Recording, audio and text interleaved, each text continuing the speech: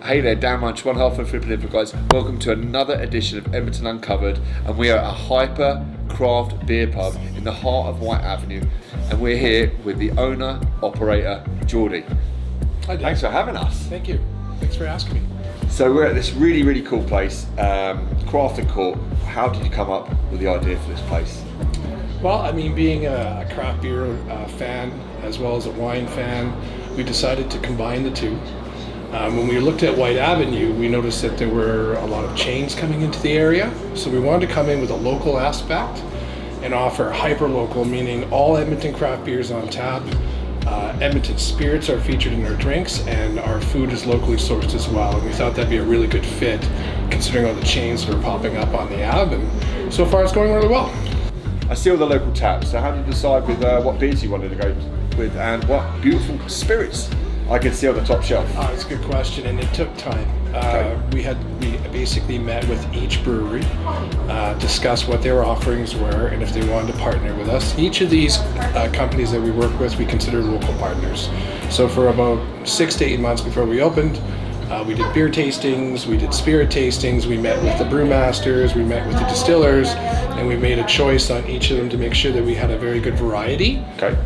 So that every type of beer drinker or spirit drinker that comes in here will be able to find what they want. And once we had that going, we brought the product in and decided to showcase it. And I've got to ask, what is one of your personal favourites out of the bunch you have? It's probably our first partner. We partnered with Analog Brewing. Okay. They are a local brewery that I think has been open for about 2 years, if that.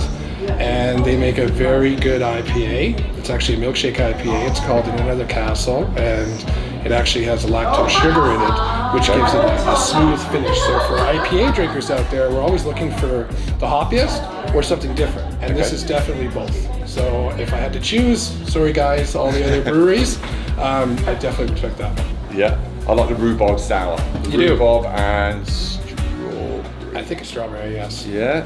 It will change depending on the season too. Okay, and your menu's got a bit of a sort of a horror feel, a horror twang. Yes. So how did you come up with the idea for the Children of the Corn Dog, that sort of esque It almost kind of just happened. We evolved. We took over the space. This is an older building. If I'm correct, it's 1912. It's got a bit of a different feel to it. We found some old things in the basement that we brought up that kind of remind us of kind of an eerie sense. So being horror movie fans, all three partners, we decided to incorporate that in the menu. That's a Stephen King item. We're big fans of Stephen King. And then we just went with it. We just went through the entire menu. We added a bunch of interesting names, and that's not just for October. I mean, that's basically who we are. We also play old horror films in the background at the same time, and we have some different art coming in to accentuate that theme. So not only are we locally sourced, we're kind of spooky. And I've come in here for some sports. Would you pride yourselves on being sports fans as well? So, yes. You know, for anyone out there that's looking to come in for a hockey game, do you show that on a daily basis? We do. We are a huge sports fan. All the local teams are showcased here. We play them. We're always rooting for them. We're always looking for more sports to come in as well. You can even catch NFL here. You'll be able to catch soccer. I mean, we want to be a hub for everybody that has a sports team in mind. And it sort of comes from the Elephant Castle days that used to be housed here. That was a huge sports sort of hub. So, you know, you're carrying on the Elephant Castle sort of feel, but making it hyper local. Yeah, exactly. I mean, you got it right. So we wanted to build our own brand, right? So we need to make some renovations to become who we are. But we don't want to take away from what Elephant Castle had. They had a lot of sports fans coming in. We want to bring them back. We're inviting them, come see your sports here again. We have it too.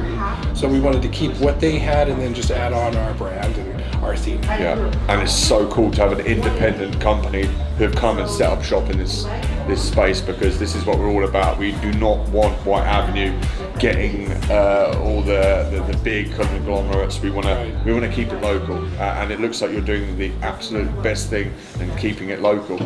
So for anyone that wants to find you out on social media, see what's going on, how can we do that?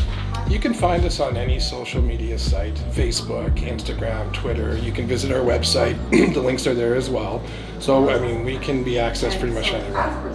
Perfect. So any special events, you're going to get it on those different social media platforms? Absolutely, you can contact us through there. We're also looking to host more corporate events as well. If you're a company looking for a seating of about 50 or under, we can accommodate that as well, and we'll work with you on anybody your needs are. So different catering and that sort Absolutely. of thing. So thank you ever so much for having us, and we look forward to many, many times spent here watching the sports and eating and drinking local. Awesome. Thanks for having us. Thank you, Jordy. Thanks, Dan.